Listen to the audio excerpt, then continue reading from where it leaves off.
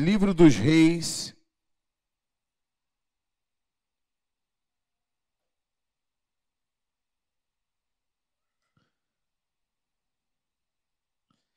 capítulo 6, versículo 24.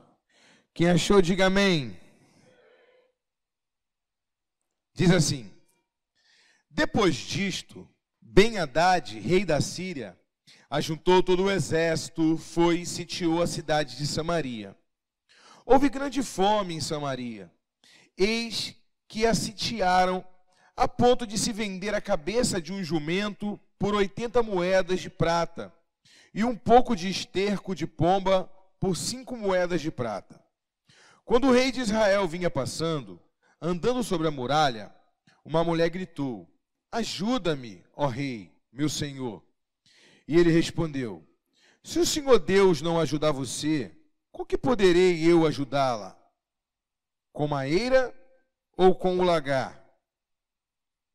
E o rei acrescentou: qual é o seu problema? Ela respondeu: esta mulher me disse: dê o seu filho, para que hoje o comamos, e amanhã comeremos o meu. Assim cozinhamos o meu filho, e o comemos. Mas no outro dia, quando eu disse a ela: dê o seu filho para que comamos, ela o escondeu. Ao ouvir as palavras da mulher, o rei rasgou as suas roupas. Como ele estava andando sobre a muralha, o povo olhou e viu que, por baixo, sobre a pele, o rei estava usando um pano de saco. Então o rei disse: que Deus me castigue se até o final do dia Eliseu, filho de Safate, ainda estiver com a cabeça sobre os ombros. Eliseu, então, sentado em sua casa, juntamente com os anciãos, o rei enviou um homem à sua frente. Mas antes que o mensageiro chegasse, Eliseu disse aos anciãos: vocês estão vendo como aquele filho de um assassino mandou alguém para cortar a minha cabeça? Quando o mensageiro vier, fechem a porta e empurrem-no com ela.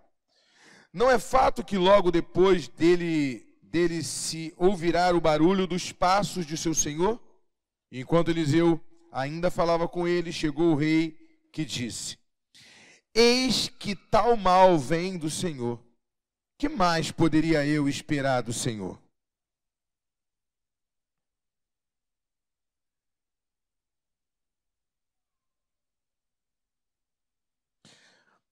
Capítulo 1, do capítulo 7, versículo 1. Então Eliseu disse: ouça a palavra do Senhor, assim diz o Senhor.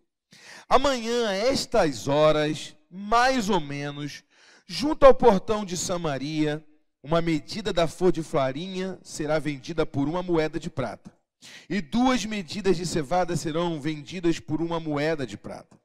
Porém, o capitão, em cujo braço o rei se apoiava, respondeu ao homem de Deus: mesmo que o Senhor Deus fizesse janelas no céu, será que isso poderia acontecer?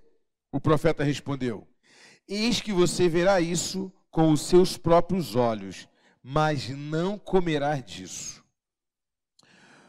4 homens leprosos estavam à entrada do portão da cidade. Eles disseram uns aos outros: para que vamos ficar aqui sentados até morrer? Se decidirmos entrar na cidade, há fome na cidade e morreremos lá. Se ficarmos sentados aqui, também morreremos. Vamos então para o arraial dos sírios e nos entregaremos a eles. Se nos deixarem viver, viveremos. Se nos matarem, apenas morreremos. Ao anoitecer, eles se levantaram para ir até o arraial dos sírios. Quando chegaram às imediações do arraial, eis que lá não havia ninguém, porque o Senhor tinha feito com que o arraial dos sírios se ouvisse um ruído de carros de guerra e de cavalos e o ruído de um grande exército, de maneira que disseram uns aos outros: eis que o rei de Israel contratou os reis dos heteus e os reis dos egípcios para virem contra nós. Por isso, ao anoitecer, eles se levantaram e fugiram, abandonando as suas tendas, os seus cavalos, os seus jumentos, e deixando o arraial como estava. Fugiram para salvar a sua vida. Assim, quando aqueles leprosos chegaram às imediações do arraial, entraram numa tenda, comeram e beberam. Depois levaram dali prata, ouro e roupas. Então se foram e esconderam tudo. Voltaram, entraram em outra tenda, e dali também levaram o que havia e esconderam. Então disseram uns aos outros: não é certo o que estamos fazendo. Este dia é um dia de boas novas, e nós nos calamos. Se esperarmos até a luz da manhã, seremos tidos por culpados.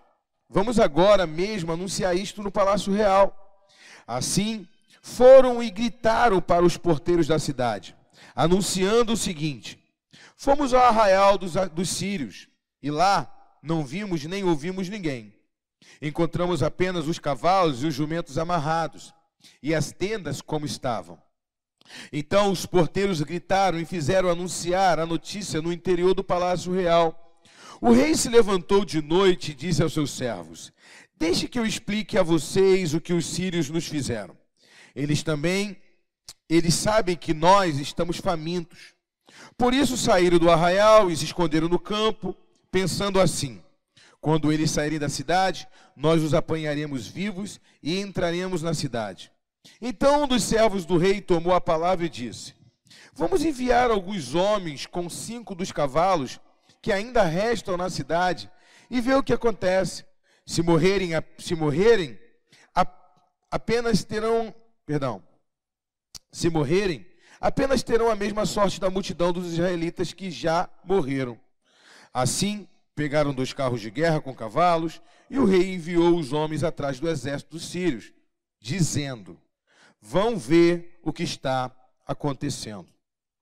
Eles foram atrás dos sírios até o Jordão, e eis que todo o caminho estava cheio de roupas e de armas que os sírios, na sua pressa, tinham jogado fora. Os mensageiros voltaram e anunciaram isso ao rei. Então o povo saiu e saqueou o arraial dos sírios. E assim uma medida da flor de farinha era vendida por 1 moeda de prata, e 2 medidas de cevada por 1 moeda de prata, segundo a palavra do Senhor. O capitão em cujo braço o rei tinha se apoiado foi encarregado pelo rei de guardar o portão da cidade.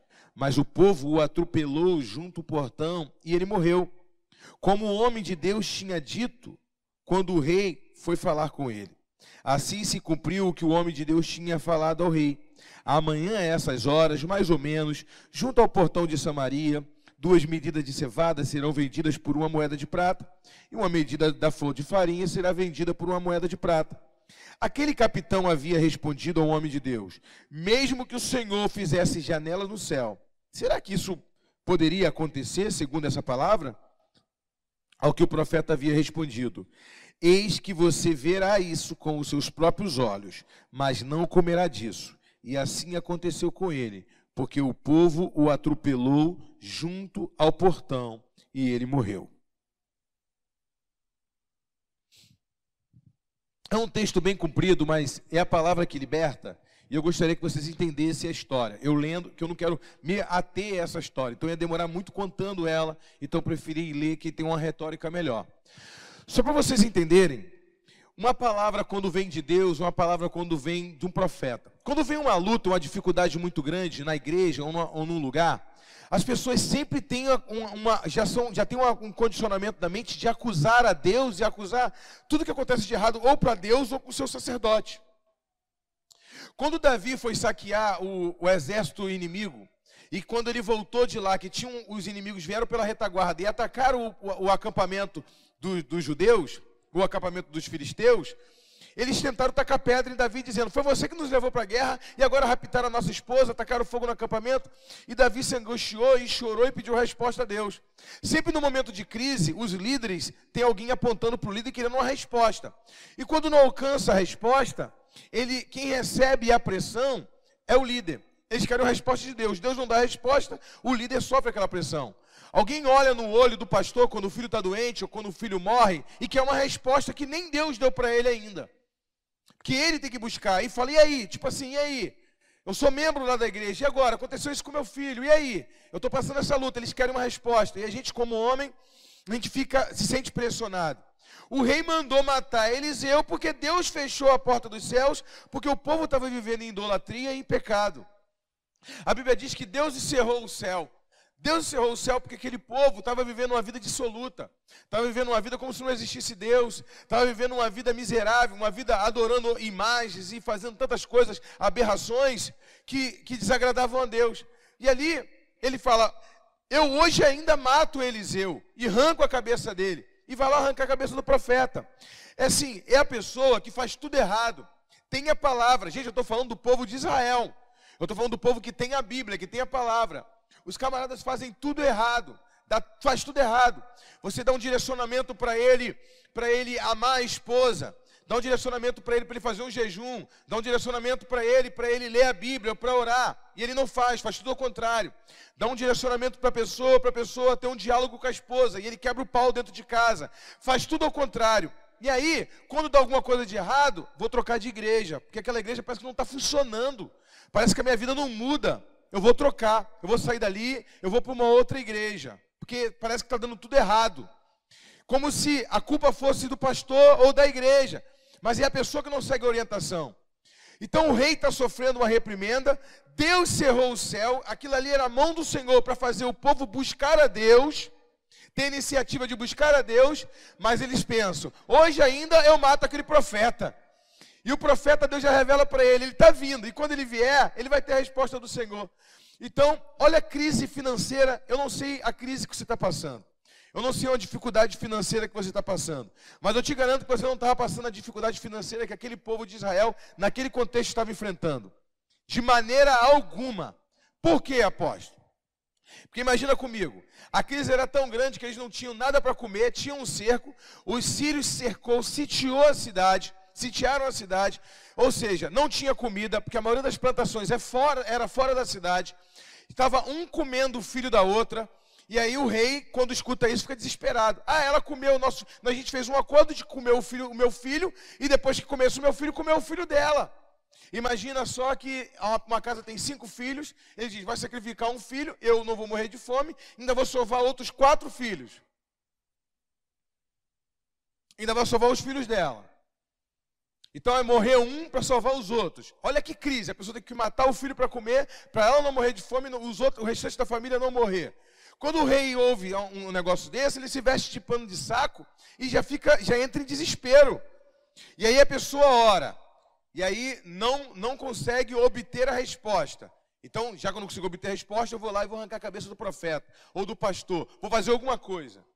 Isso aí é um principado, isso é uma potestade. Isso é um principado que quer atacar a liderança. Agora, olha só que tremendo, gente. O rei, ele ora. Busca a resposta, não tem. O profeta dá a palavra, e aí ele libera a palavra. Amanhã ainda o teu problema vai ter solucionado. Imagina uma pessoa, ela ficar incrédula. Aí ela começa a imaginar. Poxa, o apóstolo liberou uma palavra agora no culto que Deus vai fazer um milagre na minha vida financeira. Mas como? Mesmo que Deus abrisse a porta do céu, amanhã é quinta-feira. Uma empresa for me chamar para trabalhar, vai me chamar para trabalhar na segunda. Por mais que faça algum milagre, não vai adiantar, porque a minha conta já está acumulada. E que eu comece a trabalhar daqui um mês ainda, e as contas que já estão atrasadas. Irmãos, entenda o seguinte, se Deus precisasse de lógica para fazer milagre, não seria milagre.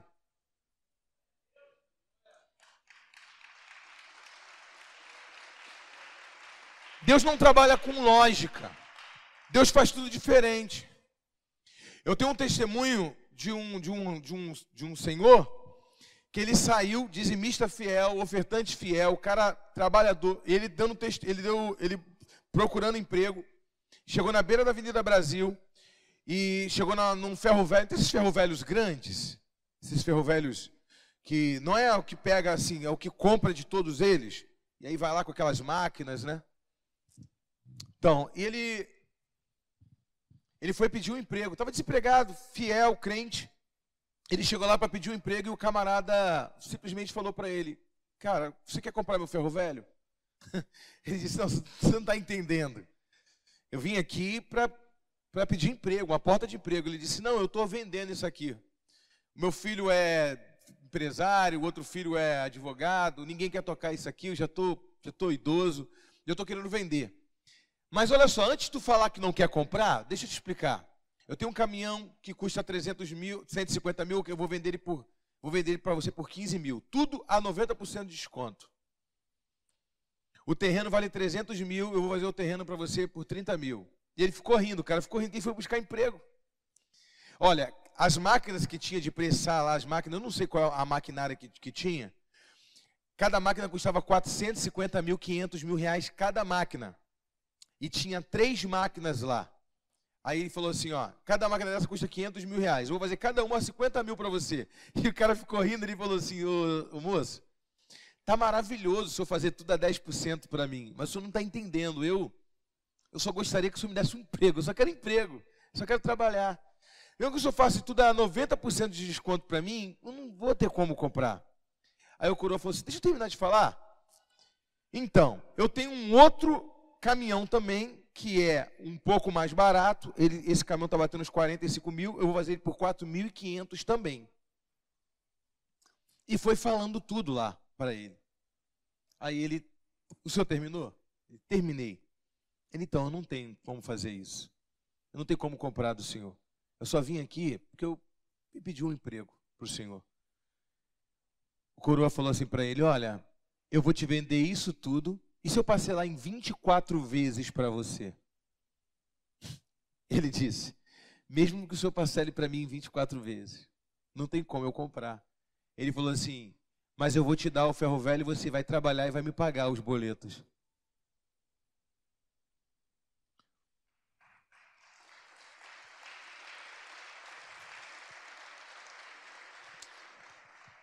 Amado, talvez você diga assim, isso não existe. Isso não existe porque não aconteceu com você. Mas na hora que acontecer, vai existir. Aconteceu com a pessoa, Deus ele move, Deus faz assim. Você está entendendo? Às vezes a pessoa fica assim, cara, é impossível, isso aí ninguém faz isso. Faz. Um dia um homem entrou aqui a pé na nossa igreja e eu ofertei meu carro. Ele ia imaginar que ele ia sair de carro? Um pastor não era daqui não, um pastor daqui da região. Ele veio visitar o café de pastores e Deus falou comigo, oferta o teu carro. Eu falei, tem algum pastor aqui que não tem carro? Tem carro. Ele levantou a mão, joguei a chave do meu carro para ele e saiu daqui com o meu carro. E eu fiquei 2 anos andando a pé, o pastor passava por mim e me buzinava, ô apóstolo.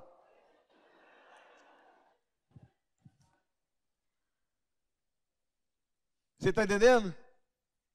E aí eu pensei assim, amanhã Deus vai me dar uma Hilux, né?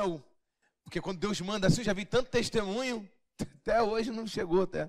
Mas está a semeadura. Irmão, tem semente que cai na terra que dá fruta em 3 meses. Tem semente que demora 10 anos. É isso? Tem semente que tu planta que tu nem come, quem come é teu descendente, mas está na terra. A semente está na terra, amém, irmão? Glória a Deus. Mas olha só que tremendo. Esse pastor, no outro dia, ele chegou aqui de manhã e falou comigo assim, apóstolo, eu e minha esposa e a minha mãe, ficamos a noite toda falando sobre o que aconteceu. A gente não está acreditando até agora. Mas eu quero dar um testemunho para o Senhor. Eu tenho carteira de habilitação, eu tirei a carteira em 2000, eu ofertei esse carro em 2018. Eu tenho habilitação desde 2002 e eu já renovei minha carteira 4 vezes, porque antigamente renovava de 4 anos, né? Renovei minha carteira 4 vezes e agora minha carteira venceu. E quando minha carteira venceu, eu falei para minha esposa que eu não iria mais renovar minha carteira, porque eu só nunca consegui comprar um carro. Eu falei assim, não, já venceu 4 vezes, até hoje eu não consegui comprar um carro. Só vou renovar a carteira agora quando eu comprar o carro. Aí a esposa falou, amor, renova a carteira, Deus vai dar um carro para a gente. E tem 1 mês que eu renovei a carteira, apóstolo. Eu falei assim, tua esposa tem fé pra caraca, né? E eu fico sem carro. E aí, irmãos, é igual crente, é igual a mulher feia quando casa com um homem bonito, casa com a mulher feia e vice-versa. Alguém está orando muito, pediu, Senhor, manda um homem mais bonito para mim. Ou manda, quem orar mais, irmão, a oração vence. Tem irmã aí que está orando pouco. Agora você imagina comigo, né? Tem alguém orando pedindo um carro, e você tem um carro, irmão. E tu pertence ao Senhor. E o Senhor fala assim, vai dar, manda quem pode, irmão. Obedece quem tem juízo, ou não é? O senhor vai ofertar, eu vou ofertar porque eu sou... Não estou negociando contigo, eu só estou mandando tu dar. Acabou e pronto, amém, irmãos? Então assim, a mesma coisa esse Senhor. O cara estava lá aposentado, está lá, e você, eu vou vender, vou pegar isso aqui, vou abençoar a vida de alguém. Imagina, Deus tem propósito para tudo. O que eu tenho que fazer, irmãos, é ser fiel e ter fé. Que Deus pode fazer dessa maneira ou não. Ele pode fazer da maneira que Ele quiser, mas eu tenho que lançar minha confiança nele. E o propósito aqui, a palavra de hoje é libertação financeira através da confiança. Quando eu tenho confiança em Deus, eu tenho uma libertação. E a libertação financeira só vem através de confiança. Quem entende isso? Através de confiança. Vamos lá. Agora você imagina comigo. Esse camarada no testemunho, o testemunho dele não acaba aqui não. Uma máquina dessa custava 500 mil reais. E ele descobriu que lá só funcionava uma máquina na empresa. As outras duas ficavam paradas. Veio um cara do interior, só tinha nos Estados Unidos essa máquina, e um cara com um ferro velho igual desse mesmo porte dele, estava com a máquina estragada no interior de Minas, falou para ele, poxa, me vende o motor, ele falou assim, vou te vender só o motor, e vai servir nada para a máquina. Ele falou assim, poxa, a máquina nova é 500 mil, ele falou assim, eu vou fazer o seguinte contigo, eu vou fazer a máquina por 350 mil, você me dá a máquina inteira. Ele pegou 350 mil, e ele quitou quase uma grande parcela, ficou tipo 24, as parcelas 24 vezes, ficou tipo 50 mil, 60 mil, ele quitou umas parcelas. Apareceu um outro cara querendo comprar a segunda máquina, ele vendeu a segunda máquina e quitou as outras parcelas, e em menos de 6 meses, 7 meses, ele já tinha quitado o restinho que ficou e o negócio dele ficou dele. Ou seja, o cara foi buscar emprego e voltou um empresário. Irmãos, Deus, Ele pode fazer assim, Ele pode fazer te dando uma sabedoria, começando do zero. Ele pode te dar uma ideia, mas uma libertação é um tampão que tira. É uma venda que é tirada de cima dos seus olhos. Imagina que você, durante a vida toda, a sua família, o seu pai, a sua mãe, viveu uma vida de muita dificuldade financeira. Sempre trabalhou, é um homem honesto, um homem digno. Sabe, irmãos, se você teve um pai trabalhador, já valeu, né, um exemplo, excelente exemplo. Agora, imagina, você viu que teu pai trabalhou, tu fala, cara, se meu pai trabalhou, tanto que meu pai trabalhou, se ele tivesse sabedoria e inteligência, ele seria um homem próspero, um homem mais próspero, um homem mais rico. E aí hoje Deus fala assim, eu posso libertar sua mente e posso fazer algo maravilhoso na sua vida. Eu posso fazer algo diferenciado na sua vida. Amém, irmãos? Quem entende isso? É Deus, quando a gente se dispõe a servir o Senhor e é fiel, Deus nos surpreende, irmãos. A gente faz planos, mas os planos do Senhor são superiores ao nosso. Mas isso aí é confiança. Aonde há confiança, há prosperidade. Quando a gente segue os direcionamentos que Deus nos dá, você está entendendo? Um profeta liberou uma palavra na sua vida, Deus vai te prosperar naquela palavra. Deus vai te dar uma palavra da boca do teu pastor, teu líder pega, porque você vai prosperar nesse direcionamento. O camarada viu a prosperidade, mas não comeu. Ele viu com os olhos, mas não experimentou, porque ele duvidou da boca do profeta. Mesmo que Deus criasse janelas nos céus agora, não daria esse resultado que você está dando, que você está falando. Uma cabeça de boi está valendo não sei quantos ciclos de prata, você vai dizer que uma flor de farinha vai valer tanto amanhã? É impossível. Essa crise que a gente está, mesmo que Deus fizesse janela do céu, ele duvidou do profeta, ele duvidou de Deus, ele duvidou de tudo. E aí no outro dia, naquele mesmo horário, estava lá a prosperidade. A prosperidade estava toda na mão do inimigo. Era um despojo, chegou lá, os inimigos saíram correndo, estava lá, estava roupa, estava capa, estava dinheiro, animais, arma, estava tudo ali.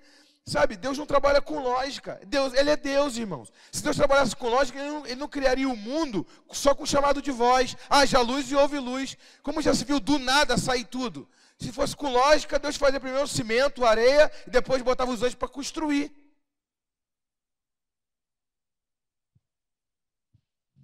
Se Deus liberar uma palavra na sua direção, acabou, irmãos, Ele vai efetuar. Quem está entendendo? Olha para o teu irmão e diga, Deus está liberando uma palavra na sua direção hoje. E você vai sair daqui já diferente. Aleluia! Olha só que tremendo.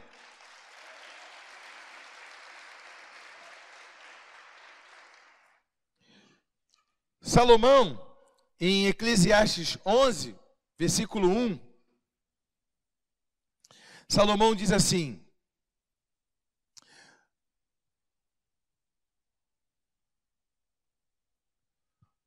lança o teu pão sobre as águas, porque depois de muitos dias você o achará. Reparta com 7, até mesmo com 8, porque você não sabe que mal sobrevirá à terra. Se as nuvens estão cheias, derramam chuva sobre a terra. Se uma árvore cair para o sul ou para o norte, no lugar em que cair, aí ficará. Quem somente observa o vento nunca semeará, e o que olha para as nuvens nunca fará a colheita. Salomão está dizendo aqui de você confiar em Deus e acreditar também na tua habilidade e ter iniciativa. Ele está dizendo: quem olha para as nuvens nunca vai semear e nunca vai ter colheita. Quem ficar esperando o tempo bom chegar, nunca vai ver a prosperidade acontecer. Eu sempre digo o seguinte, que quando tem uma catástrofe, irmão, está todo mundo chorando, você tem a oportunidade de enriquecer. Vai vender lenço. Está todo mundo chorando, vai vender lenço. Ou você pode também chorar, somente chorar também. Quem está entendendo? Então sempre tem uma oportunidade de você prosperar. Sempre tem a oportunidade de você crescer. É só Deus tirar as vendas dos seus olhos. É só Deus liberar uma palavra na sua direção. Acabou. E aí Deus vai fluir na sua vida, na sua direção. Agora, quando Salomão está dando essa terminologia, quem está dando esse conselho? O homem mais rico que pisou na face da terra. Quem está dando esse conselho? Um homem que já tem quase 140 anos de idade, que viveu como rei, 140 anos de idade, tem toda uma cátedra, fora a sabedoria que Deus deu para ele. Um homem de 140 anos de idade tem inteligência e sabedoria para dar conselho para alguém? Claro que tem. Agora imagina um cara com 140 anos de idade e com tanto tomado de sabedoria de Deus, o homem mais sabe. Ele diz assim: lança o teu pão sobre as águas. Sabe o que ele está falando? Ele está usando duas expressões idiomáticas. Antigamente tinha muita pirataria. Existia muita pirataria. Depois do Império Romano, que o Império Romano acabou com a pirataria. Eles colocaram com polícia marítima e tudo mais. Mas antes do Império Romano tinha muita pirataria. Então um judeu, um israelita, ele cegava o arroz ou o trigo, botava nas sacas. Quando ele colocava no navio e vendia para a Europa, uma saca de trigo valia, por exemplo, R$1.000. Mas para vender uma saca de trigo por ali onde eles moravam, era mais seguro, mas vendia por R$200. Era menos valorizado, só 200, 150. Mas na Europa era vendido por 1.000. Só que você botava no navio e corria o risco de ser interceptado por algum ladrão, e você perderia a carga, perderia tudo que você semeou durante o ano. Mas se a comida chegasse até lá, se o trigo chegasse até a Europa, tu ia ganhar 5 vezes mais. O que Salomão diz? Lança o teu pão sobre as águas, acredita, confia no Senhor. Você vai ficar guardando aqui e vai ganhar 5 vezes menos, porque tu não confia que Deus vai fazer teu pão chegar até lá e o dinheiro vai chegar até você. Então ele está querendo dizer confiança, porque sempre houve pessoa que confia em Deus e sempre vai haver pessoas que vão confiar e pessoas que não vão confiar. Por exemplo, eu estava conversando com o pastor Elcio e eu falei sobre isso aqui. Não é da nossa igreja, já passou o horário da oferta, quem está entendendo? Mas hoje eu estou falando um tema específico que é libertação financeira. Semana que vem, se eu falar sobre família ou sobre cura, eu não vou tocar nesse assunto de dinheiro. Mas como o tema específico hoje é esse, então eu estou tocando. Existem 3 tipos de pessoas na nossa igreja. Existe o dizimista fiel, o dizimista infiel e existe o não dizimista. O que é o dizimista, o não dizimista? É o cara que nunca dizimou. O que é o dizimista infiel? É o dizimista que ele entrega dízimo, mas quando dá. Pô, janeiro, fevereiro tem material da escola para criança, tem IPVA para pagar, ele não entrega o dízimo. E aí em março ele já entrega. É o dizimista infiel. Ele é dizimista, mas ele é infiel. E tem o dizimista fiel. É a pessoa que janeiro, fevereiro, tudo que vem na mão dele, 13º, bonificação, ele vendeu uma casa, ele entrega o dízimo, ele é o dizimista fiel. Quem está entendendo a diferença? Então, existem níveis, e desde que a terra é terra, e desde que existe o mandamento, existem as pessoas que confiam em Deus e pessoas que não confiam em Deus. Pessoas que o arroz aumentou, o cara já não entrega o dízimo. Eu tenho que entregar o sacolão, eu tenho que entregar. Não vai dar para me entregar o dízimo esse mês. Vou ter que comprar material escolar. Ih, meu filho esse mês ficou doente. Já estou até vendo. Esse mês, Ele não pensa, vou deixar cortar a internet, não. Ele já pensa, eu não contava de meu filho ficar doente esse mês. Esse mês eu não vou entregar o dízimo, não. Já estou até vendo, não vou poder entregar. Ele já tem argumentação para se tornar infiel. Essas pessoas, elas não confiam em Deus. E é para essas pessoas que Salomão está dizendo. Ele está dizendo assim, lança o teu pão sobre as águas. Porque desde aquela época tinha pessoas que falavam, quem me deu a terra foi Deus, quem me deu o trigo foi Deus. Eu vou colocar o trigo no navio e vou vender para a Europa, porque o Senhor que me protegeu, que me prosperou até aqui, Ele vai me dar e o dinheiro vai chegar até mim. Sempre existem pessoas que confiam e que não confiam. Você está entendendo? Ah, mas esse dinheiro aqui não vai dar para você fazer nada. Esse trigo aqui não vai dar para você fazer nada. Se você vender por aqui, eu sei, vai dar mal para mim pagar meu aluguel, vai dar mal para pagar minha conta de luz, mas pelo menos eu não corro risco de perder. Eu não vou prosperar muito, mas eu vou ficar pelo menos aqui. E tinha pessoas que botavam 10, 5, 20 sacas, 100 sacas. Cara, se o navio for interceptado, cara, é com Deus. Eu sou dizimista fiel, eu confio nele. Se tirar, Deus vai prover para si um cordeiro. É com Ele. Ele é Senhor. Eu não brigo de ser crente, não. Não frequento o ambiente religioso simplesmente, não. Eu estou aqui porque eu sei que existe um Deus Todo-Poderoso. Eu estou aqui porque eu sei que existe um Deus que abre o mar vermelho. Se eu brinco de ser crente, eu não tenho percepção de que Deus está aqui. Quando eu falo assim, gente, Jesus está aqui. Ele está aqui, irmão. Teve uma ovelha que chegou e contou um sonho para mim ontem. Falou assim, ontem de ontem, né? Falou no domingo, no final do culto. Falou, apóstolo, tive um sonho que a igreja estava muito lotada, mas estava muito lotada. Para você ter uma ideia, os carros ali, até mesmo o carro da apóstolo teve que ir para o estacionamento, porque tinha gente em pé lá, assim, muita gente, mas muita gente, muita gente, mas muita gente. E o senhor estava indo embora andando a pé, o senhor Jorge Lucas, e de repente, no meio, a gente ficou, muita gente indo embora, outras pessoas aqui dentro da igreja, igual fica dando discipulado, comendo na cantina. E eu escutei o senhor falando com o Jorge Lucas, vamos voltar que Jesus está lá na igreja. E o Jorge Lucas falava para mim assim, pai, Jesus está em todo lugar, Jesus está com a gente, tá? Não, ele está lá na igreja. E aí, quando o senhor voltava, a gente, eu e um grupo de pessoas que estavam ali por perto, ouvimos o senhor falando e vamos voltar com o senhor, voltamos com o senhor. Quando chegamos naquele canto ali, onde está o povo aqui do canto, Jesus estava descendo ali, eu vi Jesus, a imagem dele, o rosto dele brilhava muito, e o povo que estava aqui na igreja, por último, que se ajoelhou e começou a adorar ele. E eu comecei a sentir a presença muito forte de Deus, mas muito forte a presença de Deus, e a gente adorando, e eu não sei explicar ao Senhor, eu sabia que aquilo ali não era só um sonho, era uma visão, porque eu estava sentindo algo muito forte. E Jesus dizia assim, eu estou aqui todos os dias. E aí ela falou para mim, apóstolo, eu tive sonhos que foi semana passada, já passaram 2 cultos, e durante os cultos, depois dessa visão, mudou para mim a adoração, porque eu já, na minha mente, eu sei que Ele está aqui em algum lugar, Ele está aqui na minha frente, Ele está aqui na igreja, porque igual eu vi na visão, então isso mudou a percepção dela. Então às vezes Deus tem que nos dar uma visão, um sonho, para abrir um restart na nossa mente, para a gente entender que Ele está aqui. E se eu estou pregando aqui, é porque eu acredito que Ele está aqui, e Ele é real. Então eu tenho que viver com esse entendimento. Eu vou confiar nele, porque Ele está comigo o tempo todo. E aí, irmãos, você, confia, e você vê o resultado, daqui a pouco tu confia de novo, tu vê o resultado, isso te entusiasma na fé, porque aí você tem uma fé viva. E aí você se torna uma fé fervorosa, porque você está experimentando de um Deus que é real. Porque senão você vai ficar a vida toda só ouvindo falar de que Deus faz coisas, vai ser só uma história bonitinha, bem contada para você, mas tu não vai viver isso. E uma outra forma que Salomão tem de dizer, lança o pão sobre as águas, é porque em Israel chove muito pouco, chuva de torrentes mesmo, né? De água. Há uma diferença, né, de um pé d'água. Quem te chama de pé d'água, né? Em inglês é pour rain. Pour rain é quando derrama o céu. Quando tu abre, parece que Deus abre de uma vez e vem aquela torrente de água. Então, quando o leito, a terra em Israel é muito árida.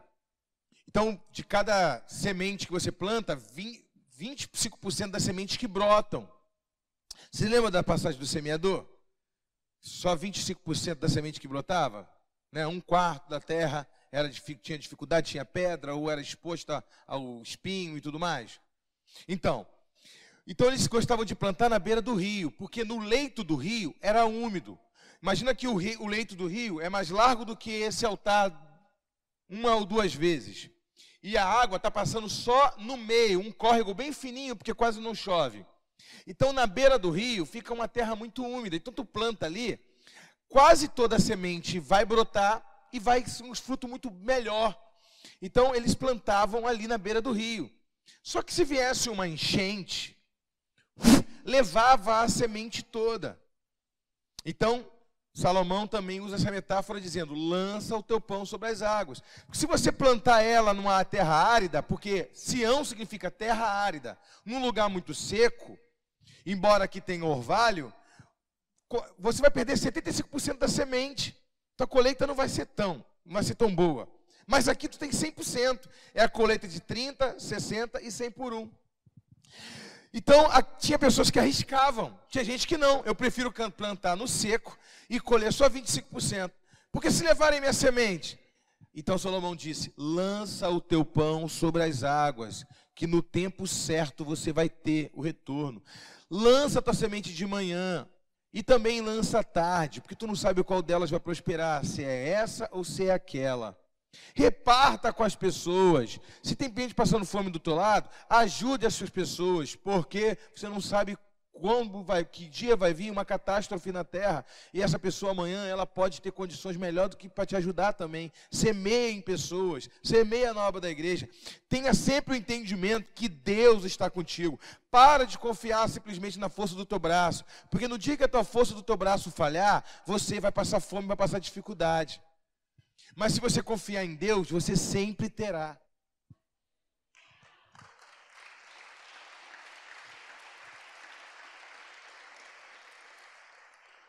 E para finalizar essa mensagem, Mateus 6, do versículo 25 e diante, fala sobre a preocupação da vida.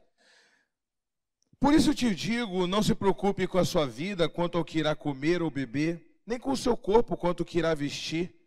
Não é a vida mais do que o alimento, e não o corpo mais do que as roupas? Observe as aves do céu, que não semeiam e nem colhem, nem ajuntam em celeiros. No entanto, o Pai de vocês, que está no céu, as sustenta. Será que vocês não valem muito mais do que as aves? Quem de vocês, por mais que se preocupe, pode acrescentar um côvado ao curso da sua vida? E por que se preocupam com o que vão vestir? Observe como crescem os lírios do campo. Eles não trabalham nem fiam. E eu, porém, afirmo a vocês que nem Salomão, em toda a sua glória, se vestiu como qualquer deles.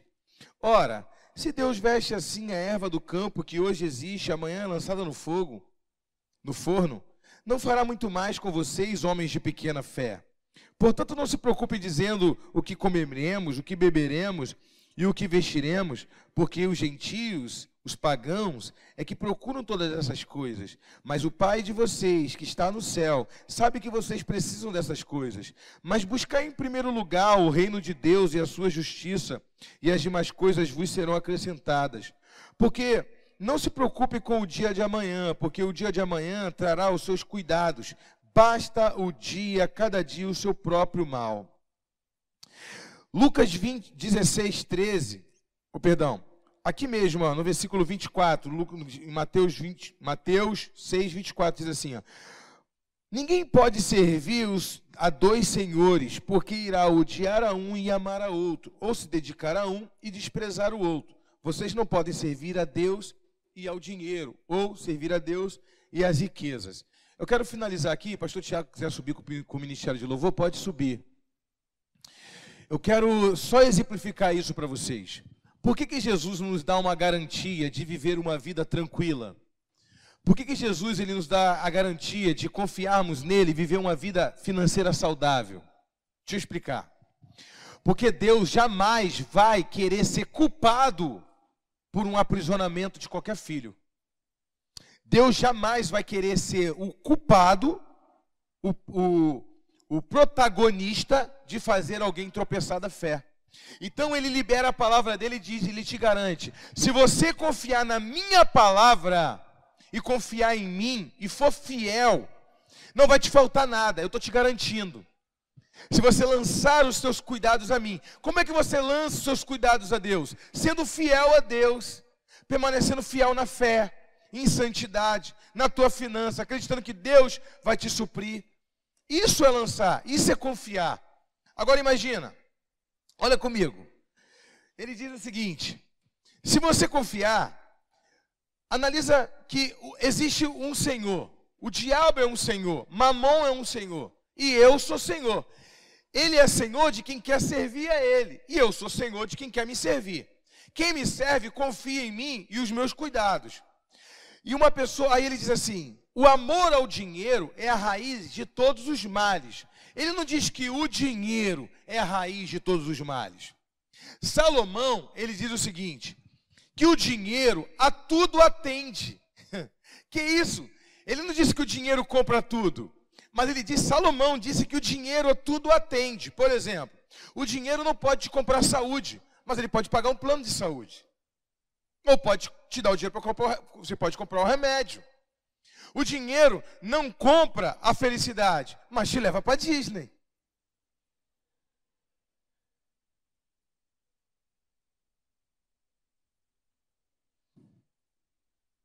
Vai comprar a felicidade? A pessoa que é triste, irmão, ela é triste mesmo na Disney. O Mickey está, ele está.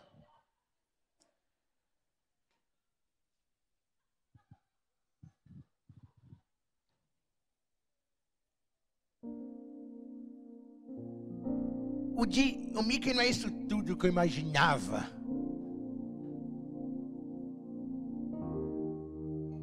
Você está entendendo?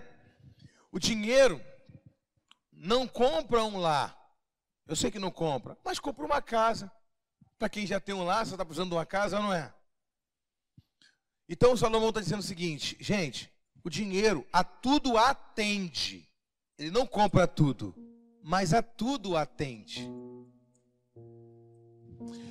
Então Deus sabe que a gente precisa disso.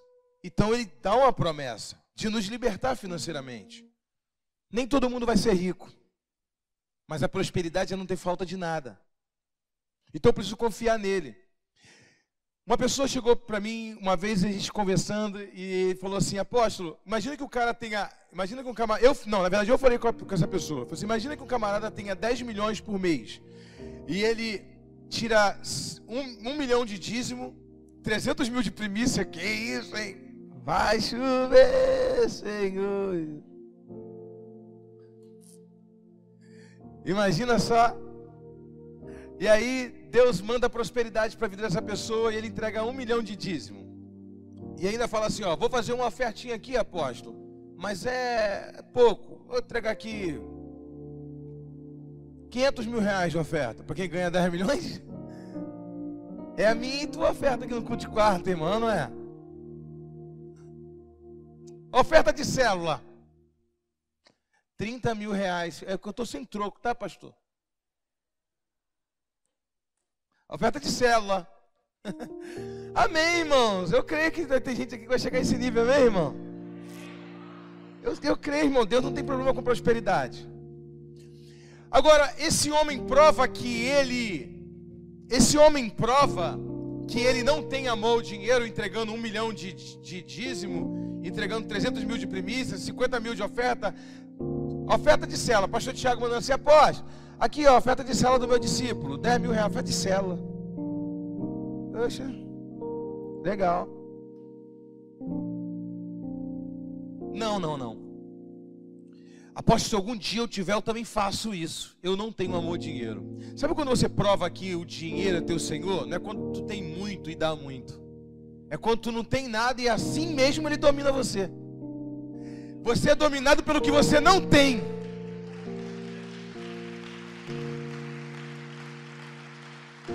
Não é o cara ter muito e o dinheiro dominar ele. Caraca, eu tô com 10 milhões, vou entregar 1 milhão. É muita coisa para entregar na igreja. Deus disse, não. O pior amante do dinheiro, o pior servo do dinheiro é aquele que é dominado pelo que ele não tem. Tu está preocupado com o quê? Tu ama o dinheiro? Tu nem tem.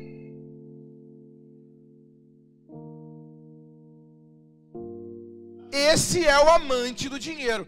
Ele ama o amante como se fosse marido. É o amante. E quer reivindicar. Tu levou tua esposa para passear esse final de semana? Também quero. Só que ele é só amante. Está toda errada. Você está entendendo? Ela é amante do dinheiro. Ele não tem. E aí se torna a raiz de todo mal. O amor ao dinheiro é a raiz de todo mal. Não é ter o dinheiro, é amor ao dinheiro. Apóstolo, eu não tenho amor ao dinheiro. Eu não tenho.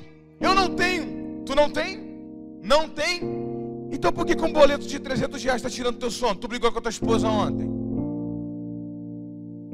Um dia o discípulo chegou para mim, falou assim: a minha esposa gastou 70 reais não sei o que no gabinete. Isso é um dia, não, quase 6 anos. E ele, o senhor acha certo? Ela fez uma conta de 70 reais e não me avisou, e agora tirando o pagamento, não estava contando com essa conta. Eu assim, o problema é teu, que mandou tu ganhar pouco. Ela está certa. Tua mãe falou, vai estudar, e tu queria soltar pipa. Então trate de ganhar mais, porque 70 reais é pouco. Tu tem que aumentar essa conta, filha. Tu quer gastar? Gasta direito.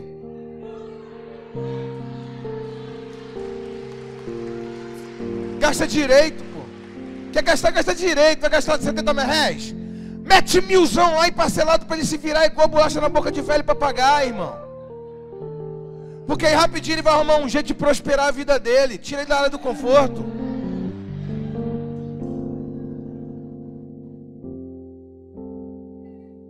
Você está entendendo? É mais ou menos por aí, irmão. Aí o cara quer culpar a mulher que gastou 70 reais. O cabelo da mulher, cabelo bandido, irmão. Ou está preso ou está armado. Faz unha em casa, ela fazendo unha. A mulher é direita, irmão. Como é que ela faz a unha na mão esquerda? Da direita. Olha aqui. Tem que ser um espelho retrovisor para fazer a unha. Pelo amor de Deus, não pode. Aí vê a vizinha, a colega vizinha do lado, com aquela unha. A mulher usa uma unha desse tamanho. Não sei como que a mulher consegue escovar o dente com a unha dessa. Quando mais tomar banho lá. Olha as unhas da mulher. Tem umas agora que está afinando já. Que tem umas pontas assim. Que aquilo ali é uma arma letal. Outro dia eu vi uma com um negócio assim, parecia um canivete. Eu falei assim, caraca, o Wolverine. Um marido que chega bêbado de madrugada, toma uma daquela lá, irmão, vai carregar uma cicatriz pro resto da vida. Você já viu umas com bicão? Tem um bico. Sério, irmão. Artista plástico hoje em dia não é mais. Não é mais. Manicure é artista plástico. A mulher faz flor, faz um barquinho, faz um rio. Tudo numa unha. Aí a outra olha e fala assim, só no sabugo. Ainda ruída ainda, porque ele faz tanto ódio nela. Tudo ruída, no sabugo. Aí ele quer que a mulher seja feliz. Não é dinheiro não, irmão. Mas a mulher olha para o lado e fala assim, cara, olha ali.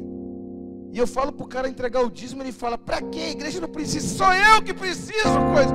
Eu vou aguentar mais 15 anos isso? Mais 10 anos? Jesus disse sim, é na pobreza e na riqueza. Mas também a pobreza não vai passar nunca, não. A riqueza não vai chegar, não. É só luta. Mas aí a pessoa perde a esperança, porque olha para o lado e não vê que a pessoa toma a iniciativa de ser fiel, de confiar em Deus, fica só murmurando por aquilo que não tem, mas não toma iniciativa para ter uma libertação. A partir de hoje eu vou entregar meu dízimo, a partir de hoje eu vou ser fiel, eu vou tomar uma postura de confiar no Senhor, eu vou fazer para Deus mudar algo na minha vida, para Deus mudar minha mente, me conectar com pessoas, me dar networks, me dar conexões. Eu vou confiar em Deus, alguma coisa Deus vai fazer. Eu vou confiar nele. E Deus faz, irmão. Amém? Vamos nos colocar em pé.